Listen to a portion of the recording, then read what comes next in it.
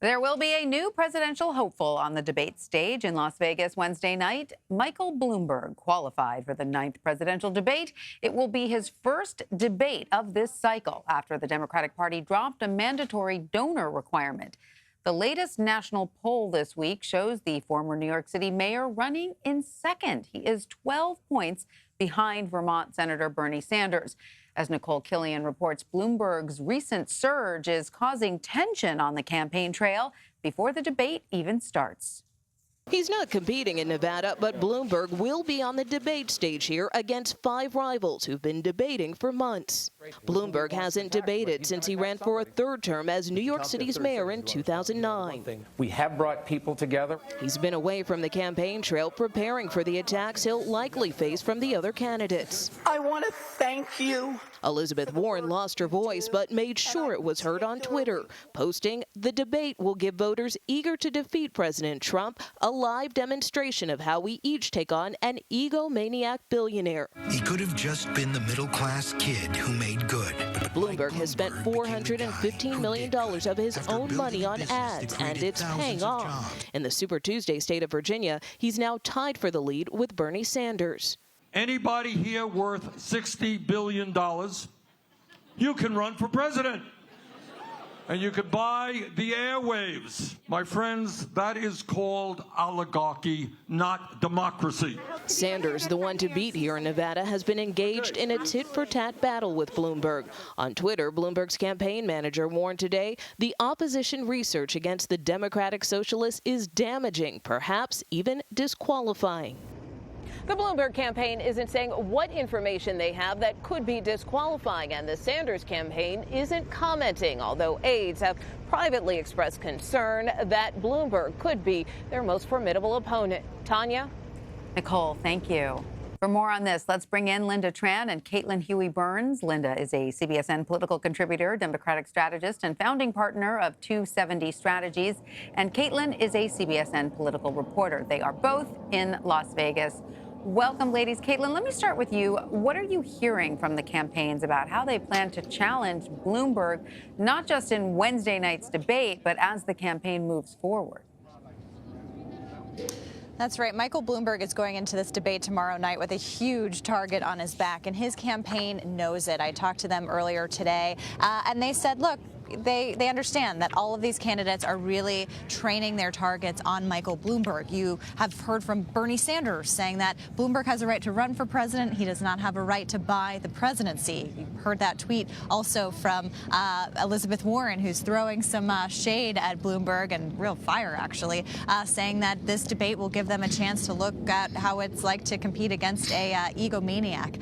So that's something that we're hearing from these campaigns. Joe Biden also has been talking a lot about Bloomberg in the past couple of days. So this is a dynamic we haven't seen before. It gives some opportunity and some liabilities for Michael Bloomberg. On one hand, you can argue that it gives him a chance to kind of be in the spotlight after a time that his campaign has been rising. But you could also argue that it comes with a lot of risk for him. Up until now, he's really been able to kind of control his message. He's been all over the airwaves. We've talked before about how it's so hard to watch TV without seeing an ad for Michael Bloomberg these days. And he's been campaigning across the country, especially in those Super Tuesday states.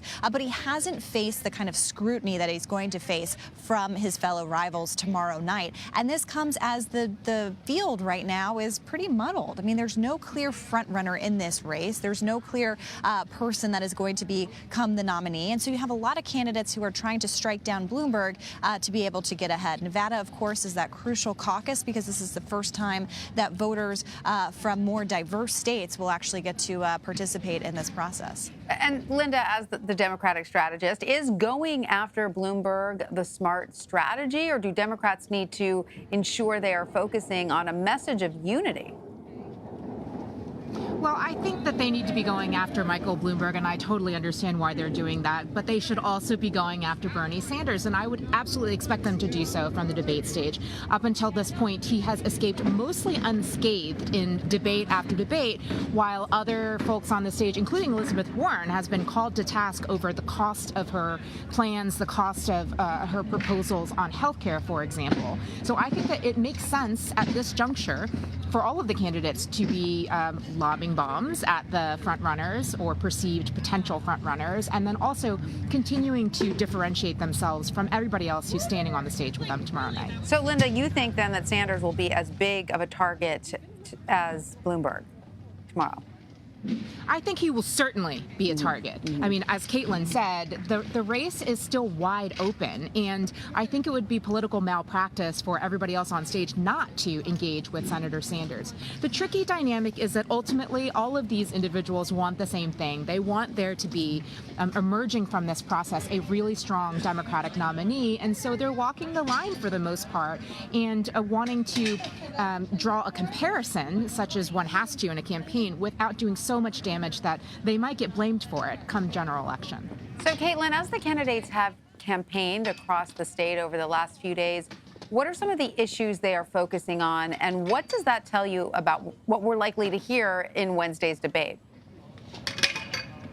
Well, what makes the Nevada caucuses different from anything we've seen so far in this race is that this is the most diverse electorate that these candidates have been facing. So they're talking about issues like immigration, they're talking about issues like healthcare, as they have been across the country, but specifically tailoring it to people here in Nevada, a lot of workers, a lot of immigrants, and so tailoring their messages to the people who are on the ground here.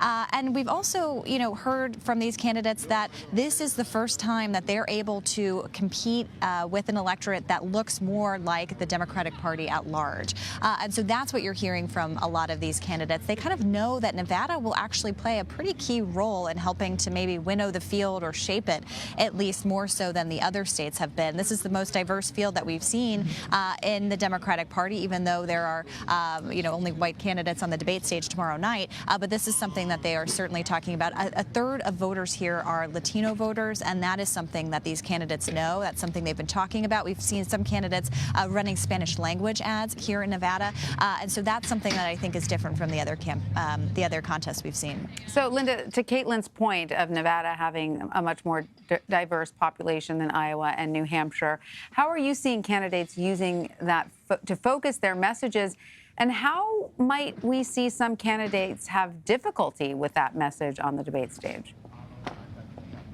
Well, for Bernie Sanders, I think is the most obvious example of a campaign that has really deliberately tried to target Latino voters. They have gone out of their way to be creative in the way that they organize. They posted soccer tournaments so that they could have the opportunity to talk through the rules of the caucus environment. And that's not something that I've seen before, and it clearly shows where their priorities are. But also, interestingly, another just over 10% of the expected caucus goers are also going to be from the African American community. Here we have a constituency that Joe Biden himself has really, really leaned into. He has talked about how in South Carolina that is going to be his firewall. And ultimately, if he doesn't have a really strong finish here, it takes away a really important talking point that he's had for Iowa and New Hampshire and some of his performance there. All right, so finally, I want to know what you're both watching for when the candidates take the debate stage and in the final days before the caucuses. Lynda, let's start with you. Well, I'm definitely watching for how Michael Bloomberg actually interacts with the candidates on stage. I mean, as Caitlin was saying, we've seen so many of his ads, which, as people know, are highly, highly produced and offer exactly the storyline that a candidate wants to see. So how does it look when he's actually engaging with folks?